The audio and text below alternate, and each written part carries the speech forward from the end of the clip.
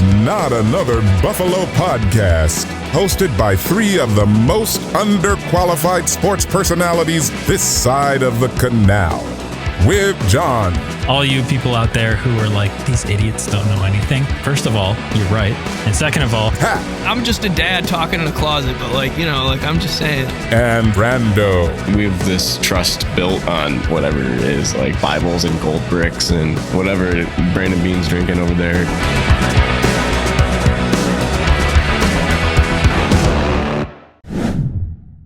All right, welcome back to Not Another Buffalo Podcast. I'm Jon. I'm here with my buddy Brando here on a Wednesday evening. This episode is brought to you guys by Small City Realty. If you're looking to buy, sell, or manage property in West New York, you got to call my guy, Zach Quizilius, at 585-409-1088. That's 585-409-1088. So, Brando, you get any more golf in this past week? I played 2 rounds this weekend. I did Delaware Park in the rain. It was terrible. Might be the worst round I've not ever played personally, but ever played in, was a part of, due to the gusting winds and the downpouring rains and the thunder and lightning. But I paid $50 to play this municipal course in my backyard that is a par 64, I think. I don't know. So I finished. I played it. I stuck it out. And then I played Sheridan Park up the street, which was so nice. They double charged me on my credit card. So boom, on both of them. So on both of them. No. So that's all right. I got to call them back. I forgot to call them today. But anyways, yeah, I only lost one ball in all 30. That's good too. I've ended up in plus ball money for the past few rounds too, which is not just the result of losing some, but when I do lose them, it's in common places. So it's like if I lose my ball, I pick up 4 others. Yeah. Usually that's the trade-off. And they're nicer than the balls that I'm taking out and hacking away at anyway. So I shot a 95, which is I've broken 100 every time I've played this year, except for the 9 holes. But if you double it, it's still under 100, which is an accomplishment for me because I'm usually 100 to 110 is usually what I shoot. And usually at least a mulligan or 2 in there probably. Yeah. But yeah. You ever kind of, this has never happened to me before and it did in this round. Do you ever remember one swing tip and it fixes your swing mid round? Because that's the most unlikely thing. That's as soon as I go out and I'm 9 holes, I can't fix anything. I have to have 0 swing thoughts for the rest of the round or else I'm freaking out. Yeah. Maybe it's the PE teacher in me, but I'm dissecting it every time, every swing. Okay, this is what I did wrong. Okay. You ever seen the Marucci videos? It's skip the rock, Marucci. And you're that's how you get because a lot of the choppers. Is that the guy who looks like he's in the middle of Scotland? Yeah. And he's in it's you don't throw the stick like this, you throw it like this. Yeah. Yeah, he's great, but he's super helpful. All I have to say to myself is, Marucci, skip the rock, Marucci. Because, I don't know, for me, if I come down over the top and I'm starting to slice the ball, it's because I'm not dropping my hands and hitting a forehand, like a tennis shot. I'm chopping at it, and it creates that spin. So if you get that motion of skipping the rock, it turns your hips and your knees, and you just got to remember to turn your wrists over. And that helps me a lot. I think that, but I still push it to the right and I still slice it. It might not be as bad, but I still do it. But yeah, something small, a little cue, whatever it is. But I don't think you should be on YouTube searching swing tips in the middle of your round. That might mess with some stuff. No. But for me, I remembered somebody had a towel drill where you keep your right elbow underneath your arm. And I was as soon as I started keeping my right elbow attached to my swing, it was it was so easy to swing inside out and hit the draw that I normally do. It was so much better. And I was on hole 17 at that point. So it kind of sucked. But it's funny how it depends on how you're hitting. Because if you are, you're chunking the ball, one little tip like fixing the ball in your stance can change everything. And it's just one little tweak. Or putting your glove or your towel under your arm can help that too. Or just depending on your grip. Is it too strong? Is it too weak? Just these tiny little tweaks, if you already have a decent swing, that can really change a lot. And if you're in the middle of your round, and you're not a pro like Tiger Woods, who's taking the course this weekend at Pinehurst in North Carolina, even he's old now, so he struggles. But he should be making a couple adjustments. I don't know. His swing's still pure. He's just old. But Speaking of technique adjustments, I'm going to try to put myself in for the award of best transition this week. Josh Allen is reportedly changing his throwing motion again a little bit, tweaking Just a it. bit, Probably working with what's his name? Jordan Palmer. Jordan Palmer a little bit in this offseason. Do you remember when was the last time we heard that Josh was tweaking his throwing motion in the before offseason he became Superman? Palmer, right? Yeah. Pre-2020 season? Yeah. Right? So sounds good. Know. Are we maybe the best Buffalo sports season ever coming up? Right. Are we in for that next plateau? Or, I mean, like going up to the next plateau, not like plateauing currently. Like, are we about to see the next level of Josh Allen? Well, I think we have to. We have to if we want to be a Super Bowl team because of what is around him now. Even if it's still talent, it's different talent, and he's going to have to use his strengths and talents differently than he has in before. But also continually do what he does good to do even better. Like we got to see the run game. We got to see the touchdowns with his legs. Got to see him we got to see James Cook catch a ball. James Cook catch a ball. Right. And our new running back catch a ball. What's his name? Ray Davis and Keon. He's got good hands. But I think when Josh was talking in his press conference, he was talking about he was getting a little lazy with his mechanics and just little things. But those are the little things that, maybe it's getting hit in pressure and keeping your mechanics correct on dealing with pressure, but still being able to get your arm at the right angle. Maybe that's a difference between connecting with Shakir at the end zone when Chris Jones is in your face. Maybe it's the difference between rolling out. I know he missed Diggs 6 or 7 times this year on 60 or 70 yard bombs, where if they even hit 2 or 3 of them, Diggs is in the top 4 of yards in the league, add another 200 yards to his total if they can connect. So maybe it's those deep passes, getting the air under the ball, finding the right trajectory. This is so good. We're talking about golf so much because I never knew this, but the shaft of your club can affect the trajectory of your ball quite a bit. That's why there's so many different shafts, different weights of the shafts, how the shafts flex. It's kind of like in hockey, you have hockey flex on your stick, certain different things. So when I got my driver fitted, I tried to keep a lower trajectory ball because I skied a lot of them, and it adds more yards because you get the speed. I already spin the ball a lot. So maybe Josh to throw with the right trajectories at the right speed, getting his arm angle the right way.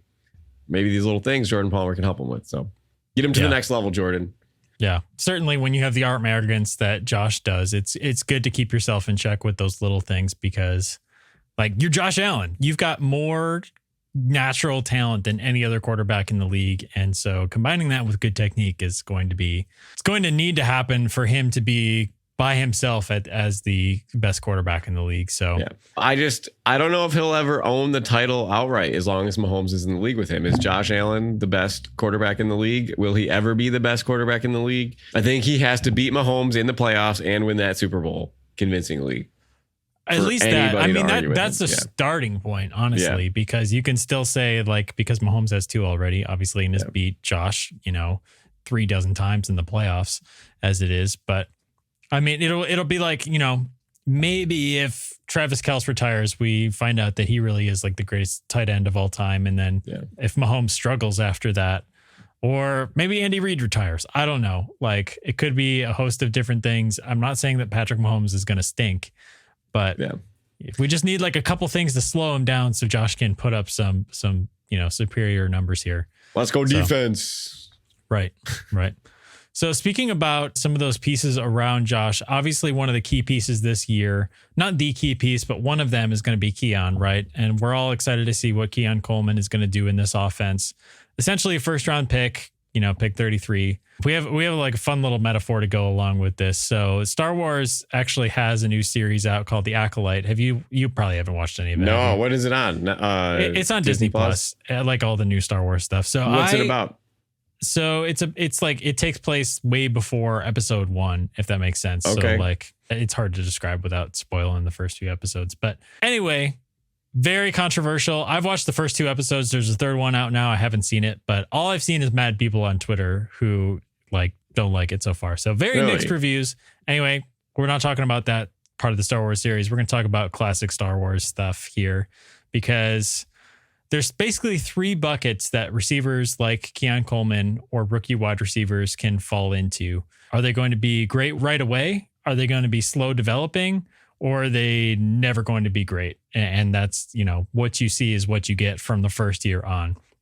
So our equivalent metaphors for those 3 bucket types is Ray, who's has the Force out of the gate, and apparently doesn't need any training to have a lightsaber duel with Kylo Ren. But apparently Finn falls into that bucket as well. You know, I think they call that the Disney Force or something like that. I think that might have something to do with it. Batteries included. Right. Yes. Yeah. We only have this much money to film, so we gotta train in a half an hour. All right, go get them. Go get them. Oh, that's so funny. Batteries included. That's the best. Bucket 2 is the Luke bucket. So pretty good out of the gate. Needs some training to become their best self, but eventually, you know, it's freaking Luke. You get it, right? And bucket 3 is Jar Jar. Not happening. Never happening. Despite Jar Jar. I was gonna say, despite the Sith rumors that George Lucas pivoted after the first movie came out because of the reception of Jar Jar, that Jar Jar was going to be the Count Dooku character and the secret Sith and actually the Phantom Menace. That theory is fun, but doesn't really hold any water. We could still call Jar Jar a good locker room guy, though. That's true. Jar Jar would be a good locker room guy. And, so not useless. Not totally useless. Every time I hear Jar Jar, I'm tempted to do an impression of Jar Jar, and then I hear in my head how that's going to sound. No. There's no good outcome there. No good outcome whatsoever. So anyway, another interesting note with where these receivers fall in these buckets and why it's important is that there tends to be, there's a pattern here with receivers that are over 6'3", which Keon is 6'3", 6'4" on ESPN and 215 pounds. So he's a bigger wide receiver.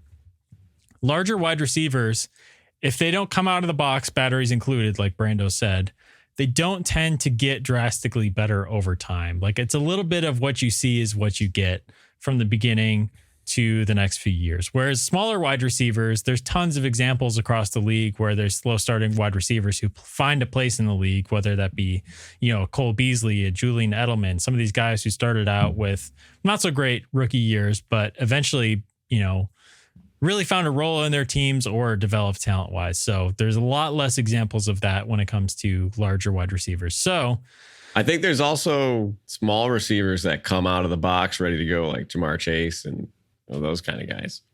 Jamar Chase is weird. He's skinny, but he's still pretty tall, isn't he? I think. How tall is Jamar Chase? Small one. Is he under 6'3"?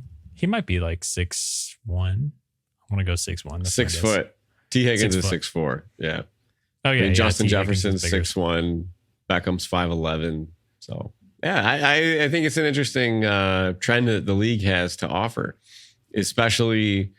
The thing with Keon, I think, is his age, because I think being so young in his body, he is not close to being man strength yet. So he might develop into something much greater than that as a route runner. He might be a one-trick guy this year, two-trick guy this year, but you know, even if that's producing not at a superstar level, I still think there's so much growth that could happen where maybe he's a guy that could buck a trend like this to be like, I'm not massive. I'm not 6'6".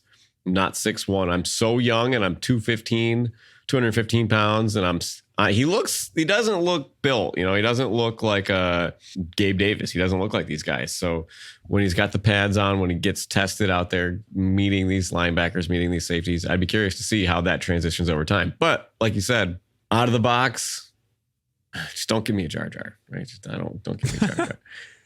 So we've talked about 1,000-yard rookie wide receivers. We did a trivia on it before. I think it's one of our first TikTok videos. Maybe it's tight end. I don't remember. I think it was tight end years ago. We've seen so many more happen in the last half decade than they did in the previous decade.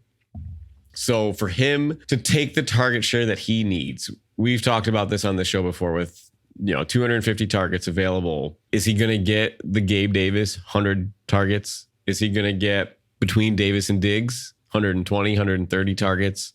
Is he going to end up between Kincaid and Diggs, 70, 80, 90 targets? What best case scenario with Samuel, with Kincaid, with Coleman, with Cook, with Davis, Ray Davis? What, is he going to pick up the offense enough to get into the games enough to get these targets to crack 1,000 yards? Because he's going to need 70. If he goes with like Stephon Diggs, last stat line in Minnesota, 60 catches, 1,060 yards, 7 touchdowns. Is he going to get enough routes run to get those yardage? That's a good question. And when you're talking about targets, it really has to do with where he comes in the pecking order beneath Kincaid, most likely, right? Because we're all thinking that Kincaid is going to be, not by much maybe, but the target getter in this offense. So like Greg and Aaron, cover one, have Kincaid predicted for about 130 targets, which is like 7 or 8 per game. And so that leaves 111 for Samuel and Coleman, which is not a ton to split between two guys, especially if we're talking about Samuel like you were last week or the week before or the week before that. Well, let me tell you something. Travis Kelce had 121 targets this year. That's a lot, right? For a tight end. That's a lot. I think for him to have that many targets, you're really disappointed in Curtis Samuel and Keon Coleman. You're not signing a guy 8, 9, 10 million a year to throw him the ball 40 times, right? I think lock in Samuel for 100 targets now, I think. Really? And if 100 targets, you put Kincaid at 90 and you put Coleman at 70 or 80. So Kincaid with 5 or 6 targets, Keon also getting 5 or 6 targets a game in that range. Yeah. I still want to say, I'd still probably put it at, I don't know, Kincaid maybe getting 5 to 7. 5 to 7 is the number that I was going to say. Yeah. 5 to 7, and then Keon maybe 4 to 5. 4 to 5. Yeah. 4 to 5 to maybe 6 on a good and day. And Samuel 5, 6, 7. Yeah. I think it really is going to be any given Sunday with this receiving core. I think Kincaid's going to have his weeks. I think Samuel's going to have his weeks. I mean, who the heck knows? It could be Chase Claypool at this point having his week, or Mac Hollins or something like that. I don't anticipate that. I'd be surprised if Mac Hollins averaged more than 2 targets a game, but definitely not getting 40 catches. No, definitely not. I think one thing, if we got real bored this summer, what we could do is already there. Look around our schedule and check out the defenses that we're going to play. This conversation that we're having here is so dependent week to week on their matchups. So when they play the Lions, Jack Campbell, strong second-year linebacker now. Is he going to be able to cover Kincaid? But they also have 2 rookie corners. Are the guys on the outside able to exploit that? You're playing Miami, strong safeties, Jordan Poyer now over there with the guy that was on Jacksonville called Josh Allen, Jalen Ramsey. Yep, but they're middle linebackers. They lost their starter. Are they going to be any good? Maybe we see more of a James Cook, Dalton Kincaid game. So we could go game by game and be like, who do we think is going to have the best game here on offense based on the matchup that we see defensively, and then kind of break down what we see as a trend to be like, these division games are going to be tough. New England, we could smoke them all over the field, so that doesn't matter. And the Jets, strong defensive line, right? I don't know. We don't have to do this now, but this is just one of those things that we could take those numbers, spread them out arbitrarily, and say this is what it could end up to be either way. And it could end up being the same thing. But to say Curtis Samuel is going to get X amount of targets, we also don't know where he's going to fit in. We don't know how the receiver is going to look. So this is the biggest guessing game that we've probably played on this Buffalo Bills offense in 6 years since Diggs got here. We have no idea. Even if you don't know, right? Like, we don't know what they're going to do. They could run the ball 40 times a game. God. No, they won't do that. I think we know they won't do that. No. But, well, let's talk about our second bucket, which I think is the most realistic expectation for him as far as stats, because that first bucket, the Ray bucket, is probably breaking 1,000 yards, right? Like through the roof expectations right off the bat, batteries included. Luke is batteries not included, but there's something there. Like the gas station's open on Christmas. You can go buy batteries there. Right. For your new Hess truck, right? Yeah. Now Hess truck has batteries included always. I know. It's so funny. Like whenever you got those for Christmas, they'd make you open the batteries first, which was funny to me. Yeah. Like, the little box on top. After a few years, you're like, that's a Hess truck because it's got the 2 boxes. Yeah, exactly. You can pick it out. Yeah. But anyway, from 2000 to 2023, 97 wide receivers were selected in the first round. So 31 of those were 6'3" or over. So like Keon is. Of those 31, only 11 tallied 700 plus receiving yards as rookies. That's crazy. That's all first round picks. And Keon really isn't even technically a first round pick. So Only 4 went over 1,000 yards, and those 4 are Michael Clayton, AJ Green, Mike Evans, and Julio Jones. So again, if you want to go with the Mike Evans comp, like maybe he could be that, but I don't think that anyone's kind of projecting him to be that player. So maybe something around 700 yards would be exceeding expectations. How many yards did Dalton Kincaid have last year? 73 catches on 91 targets, 673 yards, and 2 touchdowns. But if Sam Laporta didn't have his crazy season, Dalton Kincaid did still have a huge season for a rookie tight end, where we talked about this, especially for not even being used maybe until game 6 or 7 or 8. Really kind of took him a while until Knox got hurt, right? Well, yeah, he had that streak in the middle of the year, and then his usage kind of like dipped a little bit. Like when Knox came back. Well, not just when Knox came back, but not the Ken Dorsey offense, but the Joe Brady offense. They stopped using him down the middle of the field as much and started him more like using him parallel to the line of scrimmage and on bubble screens. So yeah, his yards per catch went down a little bit there. But for a guy that has Kincaid's stature as a highly regarded prospect, I think he fit. Like he checked the box for me last year. And I think that if you gave me Kincaid's season for Coleman, I think it would check the box also. Maybe it'd be a little bit of under delivery. Maybe you want to see him get more catches than, what did he have? What did I say? 73 catches. I don't know. Maybe you want a little more yards per catch if you're like trying to replace Gabe Davis's production, trying to be like Gabe Davis, maybe more at an 11 or 12 yard per clip. So, that equals out to maybe 100. Maybe 100 more yards. So if he's in that ballpark, I'm not going to be upset at all. The only thing that would scare me then is the fact that you say, this is what you get, right? Like I want better than that in a year or two. Right. But again, this is the Luke bucket where it's like, you're going to get better than that. First movie, Luke, couldn't even keep his hair out of his face, much less swing a lightsaber at Darth Vader. Second movie, Luke got there, failed. Got a headband. Yeah. Third one was chopping his dad's limbs off with, so that's the Keon we might see in a couple of years, I guess. So what is that? Keon plays against Houston being on Buffalo and we like blow him out in the playoffs. Is that the equivalent?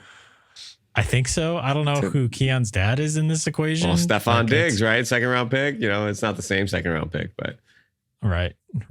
Anyway, we're tailing here. So, and the third bucket, the Jar Jar bucket, the ain't happening bucket. This is the season you don't want him to have, because if he has a slow start to a season, there are wide receivers that have had really slow starts, like Julian Edelman. Julian Edelman only had 714 yards with 4 TDs in his first 4 seasons combined. Cole Beasley only had 128 yards as a rookie. Reggie Wayne, 345 yards on 27 catches. And even Khalil Shakir had only 161 yards on 10 catches as a rookie. Those are all smaller guys. Those are not the 6'3" guys. Mm-hmm. So there's a few guys who started slow and gradually improved, but probably one of the only ones that you can pull out as an example is like Plexico Burress. He had less than 500 yards as a rookie, and then obviously, became a star after that and became much more known for events outside of football rather than his receiving yards. But yeah, so the season you don't want Keon to have is under 400 yards. I'm gonna set the bar at 400 yards because I feel like that's too low. I think it's 500. Really? I think you got to bump it up. Yeah, anything under 500 is going to be disappointing. I guess Josh Allen led offense, man. You go out there, you play X receiver. Yeah. You get the ball a couple times. Yeah. Remember who's throwing the ball here. Yeah. Let's look at. Can you give me Gabe Davis's yards per year in the last 4 years? Shockingly consistent. 2020. 16 games played, 62 targets, 35 catches, 600 yards. It's actually 599 yards. 17.1 average, 7 touchdowns. That's good rookie season. Can you give me his next 3 years? Yep. Just the yardage totals. 549, so he regressed. 836 in 2022 and 746 in 2023. 7 touchdowns, 6 touchdowns in 2021, 7 touchdowns. Yeah. So he was what you got. You got what you got. You got what you got. And you get what you get. You don't throw a fit. This is what you get in a 4th round draft pick. So, right. And it's interesting for him too, because Gabe Davis's yards stayed consistent through his career, but his role should have been increased. his targets increased year over year. Can you give me like the target split? Yeah, 62 to 63 from 2020 to 2021. 93, a big jump from 2021 to 2022. And that's where you saw his best season. So 836 yards, 17.4 on average. Following year, last year, 81 targets, 746 yards. So, you call that, it's almost a full yard less per catch on 12 less targets. The efficiency went down. And he also played one more game. He played 17 games this year. So that would be that's worth noting too. A decent amount of catches, So again, he struggled this season. He had a lot of games with 0 catches, which is unacceptable for a number 2 wide receiver. I think having if Coleman has games with 0 catches, I don't think it's going to be the end of the world. He's going to be one of a few options here. But when Davis didn't have catches, the offense was really lacking, I thought. Yeah. But that's kind of by roster construction. So, maybe the Bills fix that by having Kincaid and Cook and Samuel. And all these other guys. I mean, again, we're hearing good things about Chase Claypool, and I don't want to get too optimistic about that idea, because I think if that's even a roster spot that contributes, I think I'd be that's already over delivering on expectations, because I wouldn't even, when they made that signing, I didn't expect him to make the roster. Yeah. But honestly, and same thing with some of these other guys in the receiving room. It's going to be like a true committee. Like, guys are going to have their weeks, and it's not going to be, let's get Diggs' targets and then freak out. If he's only got, you're not going to see the box score where it says, Stephon Diggs, 30 yards on 10 targets or something like that, because that happened a lot last year. And that was dropping bubble screens. That was, I don't know what we're doing. Missing deep passes over the middle. Right. And the good thing about Keon too is he put on tape a little bit. He looks comfortable running those bubble screens and some of those jailbreak screens on the edge that they were making Diggs do. And maybe they were having, we talked at length last year about Diggs in these bubble screens and why are you doing that? Why are you doing that to force the ball to him if that isn't his strength? And Jeremy on WGR brought up a good point, which is that maybe they didn't have anybody else who could do that any better at that point, because at that point, Cole Beasley's off the team. You don't have, and he might have not even be your best pick for that. But think about anybody else who used to run that play for them, Emmanuel Sanders. Yeah. That's not a Gabe Davis play. That's not a Khalil Shakir play even. Nope. LaShawn McCoy. Right.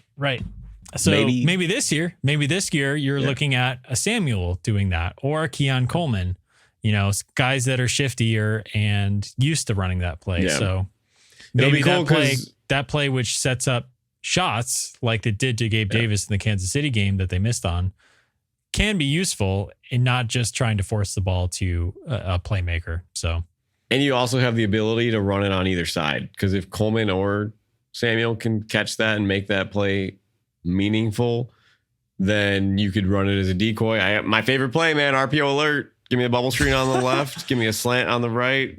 Hand it off up the middle. It's Josh Allen's bread and butter, right? So we saw Diggs make a living on that catch. 10 yards, boom, first down.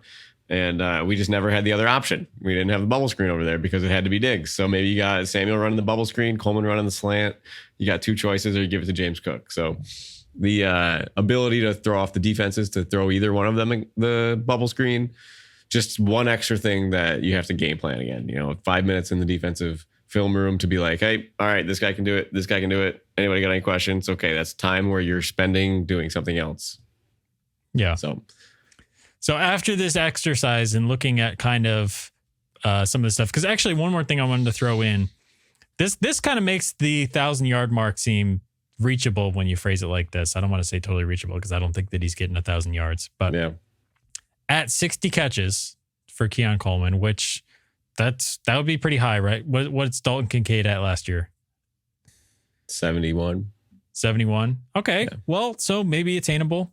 73. So catches. So at 60 catches, he needs to average 14 yards per catch to go over 800 yards. And if he averages 17 yards per catch, which is like a Gabe Davis type number of downfield usage, which I don't know if that's realistic, he can break 1,000 yards with 60 catches. So my only thing on that, which after this discussion, I really don't think he's going to hit it, because Gabe Davis' career high in receptions is only 48. And it came on 93 targets, which again, he ran a tricky route tree. He's running deep routes, the tough throws, yada, yada, yada. But to see Gabe Davis for 4 years and his involvement in the offense, for him to never get more than 60 catches. Again, he's playing with a target monster and Stephon Diggs. That's what I'm thinking. Like your biggest case for Keon getting these numbers is the fact that there's not a Stephon Diggs trying to eat in this offense, getting 7, 8, 9, 10, 11, 12 targets per game at that point where, you know, once every 3 downs, you're trying to go to him. So I just think if his rawness shows at all in training camp, you have guys that have done it in the league. Chase Claypool, we talked about it. Curtis Samuel, you name them. The competition is going to be fierce. And McDermott, say what you want about him. Maybe he doesn't feel comfortable playing the rookie. Maybe he gets the James Cook treatment. Maybe he does not get the playing time that warrants the availability to make those plays. So I don't know. After seeing Gabe Davis' stats here, 17 yards per catch on 48 catches. If he comes in at 600 yards, 50 catches, I'm happy. I think as long as he's between 500 and 700, I'm not going to be upset. If he goes over 700, it's like, woo, we got something here. If he's under 500, you know, we'll have to see how the offense looks as a whole, but I'll be upset. Well, I'm feeling better about him than I did before we did this exercise, but I think that that's just a general exercise in our optimism overall. But again, I'm still with you on the Curtis Samuel train. I think Curtis Samuel is going to be number 2 in yards on this team to Dalton Kincaid, probably. You think he's going to be number 1? Yeah, probably. I don't know, man. Well, I'm drinking the juice. I know you're drinking the Kool-Aid, but okay, do it for the YouTube Shorts clip right here. Do it for the Instagram clip. What's your take about Curtis Samuel's yards compared to Dalton Kincaid's? I think Curtis Samuel's going to have more targets than Dalton Kincaid because the way that this offense is going to be built on the short passing game, and I said it before, I said it again.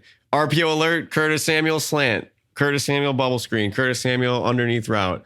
Dalton Kincaid will get his numbers, but I think the ability of Curtis Samuel to break a deep run, to break an 80-yard run, to break a 60-yard run, 50-yard run, 40-yard run, he's going to end up with more production than Dalton Kincaid this year. All right. I like it. And you could even say, if you want to, cool down your take, you could just say he gets more touches because if they try to use him in the run game or the jet sweep, those count too. Not necessarily as targets, but I don't think that's a question, honestly. Unless he gets hurt or he misses some snaps, I think that's a real possibility. I think that's a possibility for sure. I mean, maybe James Cook contests between carries and receptions, but I don't know, man. Curtis Samuel is going to be somebody for us this year. It's going to be interesting. It's going to be fun watching these Bills because we don't know what it's going to look like week to week, and it's not just going to be a do or die. We need to win this every single week. I think it's going to be interesting to see how it plays out. I'm going to be watching preseason more intently than I have in the last few years for sure. I mean, whether it's the kickoff rule, whether it's to see these wide receivers in action, I'm excited. How many weeks? What do we got? 88 days. 88 days. I was going to say yesterday was Steve Tasker Day. So today's Dawson Knox Day. Yeah. Nice. I think the thing I should throw out to our listeners here is either I buy one for myself or I buy one to give it away. But if Curtis Samuel goes over 100 yards in week 1, I think we got to do a jersey giveaway. I think that's fair. Give it to myself, or a t-shirt or something, I don't know. You deserve something. Something, yeah. Brando, I'd love to introduce you to a mobile sports book app where you can actually put down money on that same thing and you will be rewarded. That'd be cool. I bet you Curtis Samuel over 100 yards is going to be like plus 300, 500 or 600. Yeah. First week of the season. I'm just saying, I don't know if it's going to happen. I'm just saying if it does, if you can get 99 yards, you don't know. So, all right, put some Geico insurance on that hot take you got there. Yeah. I like it. Same game parlay insurance, Right. All right. Well, you guys know where to find us on Twitter, Instagram, TikTok, YouTube at Not Buff Podcast. Again, if you haven't subscribed to our YouTube, would love if you check that out. We got some good mid-form content happening on there, as well as putting our full episodes in video form. If you're used to listening to us, you can see our camera setups. Yeah, our weird faces, weird expressions, drink out of our water glasses mid-episode. Yep, cheers. Is that coconut water? What you got there? Breakfast essential protein drink. Essential. Okay. Yeah. How warm is that? How long is that? I got it out of the fridge. Okay, that's good. All right. Well, we'll see you guys next week and go Bills. Go Bills.